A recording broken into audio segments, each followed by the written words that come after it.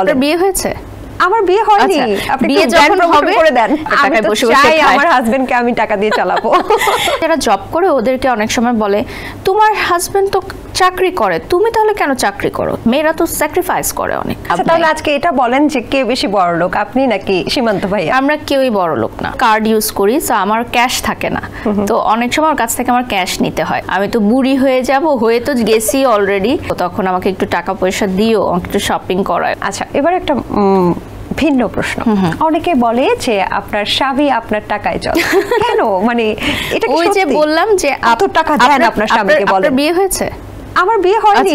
আপনি বিয়ে যখন হবে করে দেন, বিয়ে যখন হবে আপনাকেও একই কথা বলবে, আপনার হাজবেন্ডকেও একই কথা বলবে। কেন জানেন? কারণ আপনি যে ক্যামেরার সামনে কাজ করেন, আপনি টাকা কামান, আপনি অবশ্যই আপনার হাজবেন্ড বেকার, আপনার টাকায় বসে বসে খায়। আমার হাজবেন্ডকে আমি টাকা দিয়ে চালাবো। তো বিষয়টা হচ্ছে এরকম যে প্রত্যেকটা মেয়ে যারা হচ্ছে নিজেরা জব করে, আবার দেখবেন যারা জব করে ওদেরকে অনেক সময় বলে তোমার হাজবেন্ড তো চাকরি করে, তুমি তাহলে কেন চাকরি করো, তুমি কেন কষ্ট করো? পাশের বাসার খালার মতো। হ্যাঁ একদম কথা বলে। তো একটা মেয়ে কি সবসময় টাকার জন্য চাকরি করে? সে নিজের পজিশন হোল্ড করার জন্য, নিজের একটা পরিচয় করবার জন্য, নিজের বাবা মাকে একটা সুন্দর জীবন দেওয়ার জন্য, পরবর্তীতে যে আসবে ভবিষ্যতে যে সন্তান হবে তার লাইফটা আরও সুন্দর করার জন্য তো চাকরি করে না। মেয়েরা তো স্যাক্রিফাইস করে অনেক।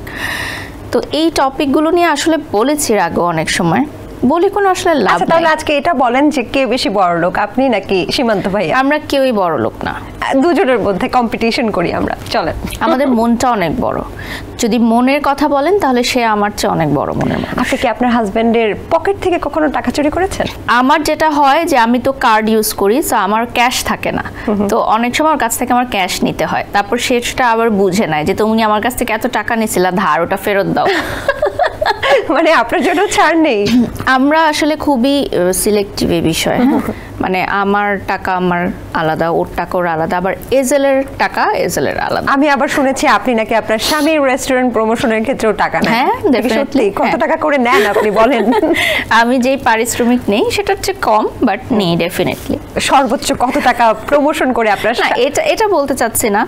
আর প্রমোশনাল বিষয়টা যাতে আমারও ইন্টারেস্ট থাকে, আমিও চাই এটা করতে। মানে এটা আসলে মজার ছলে বলা, এবং এটা আসলে মানে মজার ছলে বলা, মজার ছলে আমরা বলি অনেক সময়। আবার এরকমও থাকে না যে ওর কোনো একটা বিপদের দিনে আমি দিয়ে দিলাম যে আচ্ছা এই টাকাটা তুমি কাজে লাগাও, বা আমার কোনো একটা বিপদের সময় থাকে না যে কোনো মাসে আমাদের থাকে যে কোনো মাসে আমাদের কোনো টাকাই আসলো না, হ্যাঁ, আবার ঈদের সময় দেখা যায় ভালো একটা ইনকাম হয়। তো আমি ওকে বলি যে আজ থেকে ধরো 5 বছর 10 বছর পর তো আমি এত কাজ পাবো না, আমাকে কেউ কাজে দিবে না, আমি তো বুড়ি হয়ে যাব, হয়ে তো গেছি অলরেডি, তো তখন কি করব বলো তো? তখন আমাকে একটু দেখে শুনে রাখো, তখন আমাকে একটু টাকা পয়সা দিও, একটু শপিং করায়ও, এরকম মজা করি আর কি। বাহ। এসএমসির ইমার্জেন্সি কন্ট্রাসেপটিভ পিল নরিক্স 1 অরক্ষিত মিলনের 72 ঘন্টার মধ্যে এর একটি মাত্র পিল আপনাকে করবে টেনশন ফ্রি। এসএমসির নরিক্স 1, এক পিলের সমাধান।